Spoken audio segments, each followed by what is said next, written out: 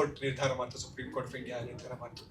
Immediate ಆಗಿ ಒಂದು ಕಾನೂನು ತಗೊಂಬಂದು ಅದರಲ್ಲಿ ಸುಪ್ರೀಂ ಕೋರ್ಟ್ನ CJI ತೆಗೆದು ಹೊರಗಡೆ ಹಾಕಿ ಒಬ್ಬ ಸಂಪುಟ ಸಚಿವನ್ನ ಒಳಗಡೆ ಹಾಕೊಂಡ್ರು.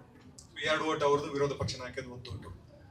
ಸೊ ಅಲ್ಲಿ ಪಕ್ಷಪಾತ ತುಂಬಾ ಕಣ್ಣಿಗೆ ಕಾಣಿಸ್ತದೆ. ಭ್ರಷ್ಟಾಚಾರನೇ ಅದು. ಭ್ರಷ್ಟಾಚಾರ ಅದು ನಮ್ಮ ದೇಶದ ಸಂವಿಧಾನಕ್ಕೆ ಎಸಗುವ ದೊಡ್ಡ ದ್ರೋಹ ಕಣ್ಣೆದುರುಗಡೆ ಕಾಣ್ತಾ ಇದೆ. ಆದ್ರೂ ನಾವು ಸುಮ್ಮನೆ ಇದ್ವಿ. ಅದಾದ ನಂತರ ಎಲೆಕ್ಷನ್ಗಳಾಯ್ತು, ಸುಮಾರು ರಾಜ್ಯಗಳಲ್ಲಿ ಎಲೆಕ್ಷನ್ ಆಯ್ತು. ಎಲೆಕ್ಷನ್ ನಂತರ ಸುಮಾರು ಅದರಲ್ಲಿ ಅಕ್ರಮಗಳಾಯ್ತು. ಆ ಅಕ್ರಮಗಳನ್ನ ಸಾಬೀತು ಮಾಡೋದಕ್ಕೆ ತುಂಬಾ ಕಷ್ಟ ಆಯ್ತು. ನಾವೆಲ್ಲರೂ EVM ನ ಬ್ಲೇಮ್ ಮಾಡಿದ್ವಿ, ಅದು ಮಾಡಿದ್ವಿ. ಯಾವುದು ಸಾಕ್ಷಿಗಳಿರಲಿಲ್ಲ. ಕೊನೆಗೆ ವಿರೋಧ ಪಕ್ಷದ ನಾಯಕ ಇದ್ರು, ಅವ್ರು ಮಾಡೋ ಕೆಲಸಗಳನ್ನೆಲ್ಲ ಇವತ್ತಿನವರೆಗೂ ನಂಬುತ್ತಾ ಇದ್ವಿ. ಆದ್ರೆ ಅವ್ರು ಮಾಡಿದ ಕೆಲಸ ಏನು, ಅಫಿಡವಿಟ್ ಕೊಡಿ ಅಂತ ಕೇಳಿದ್ರು.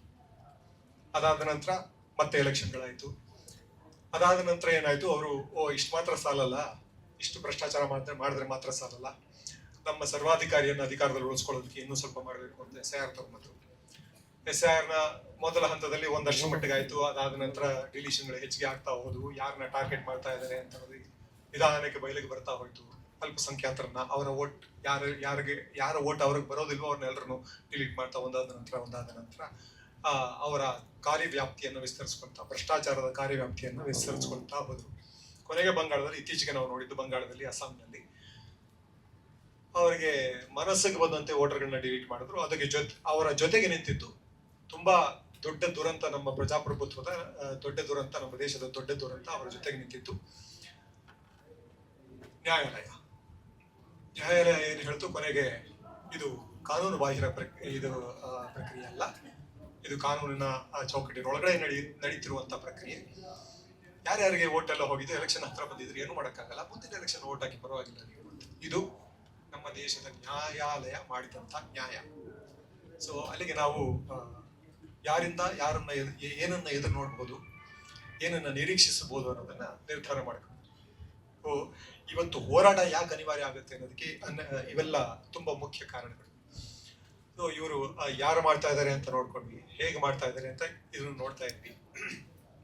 ಇಷ್ಟೆಲ್ಲ ಆದ ನಂತರ ಯಾಕೆ ಮಾಡ್ತಾ ಇದ್ದಾರೆ ಅಂದ್ರೆ ಒಂದೇ ಉದ್ದೇಶ, ಒಂದು ಪಕ್ಷ ಅದನ್ನ ಅಧಿಕಾರದಲ್ಲಿ ಉಳಿಸ್ಕೋಬೇಕು.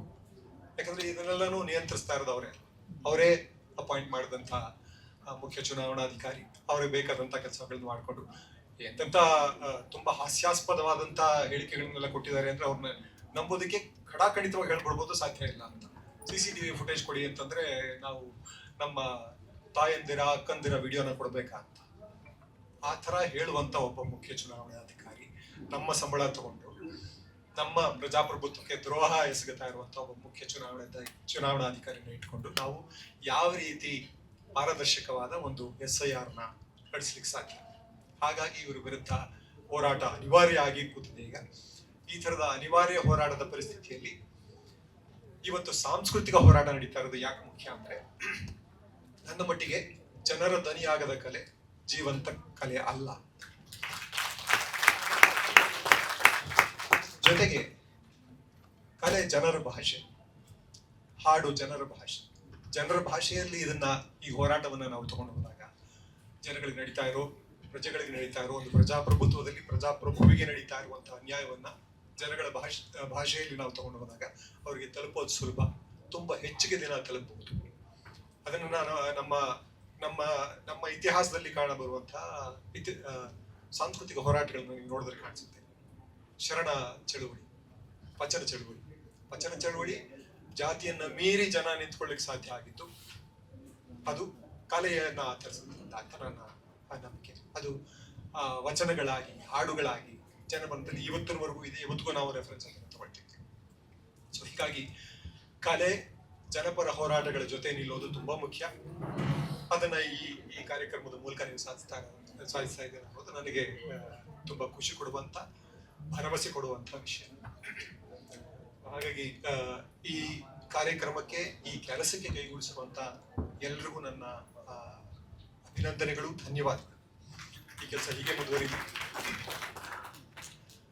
ಇಲ್ಲಿ ಅಪಾಯಕ್ಕೊಳಗಾಗಿರೋದು, ತೊಂದರೆಗೆ ಸಿಕ್ಕಾಕೊಂಡಿರೋದು ಬರೀ ವೋಟ್ ಅಲ್ಲ, ಆ ವೋಟಿನ ಹಿಂದಿರುವ ಪ್ರತಿಯೊಬ್ಬ ಪ್ರಜೆ, ಆ ಪ್ರಜೆಯ ಬದುಕು, ಆ ಪ್ರಜೆಯ ಭವಿಷ್ಯ, ಅದು ಒಟ್ಟು ದೇಶದ ಭವಿಷ್ಯ. ಇದನ್ನ ಉಳಿಸ್ಕೊಳ್ಳೋದಕ್ಕೆ ನಮ್ಮ ಹೋರಾಟ ನಿರಂತರವಾಗಿರ್ಲಿ. ಕಲೆ ಅದರ ಜೊತೆಗೆ ನಿಲ್ಲಿ, ಜನರ ಭಾಷೆಯಲ್ಲಿ ಅದರ ಹೋರಾಟ ಎಂದೆಂದಿಗೂ ಸಾಗಲಿ. ಇನ್ಕಿಲಾಬ್ ಜಿಂದಾಬಾದ್.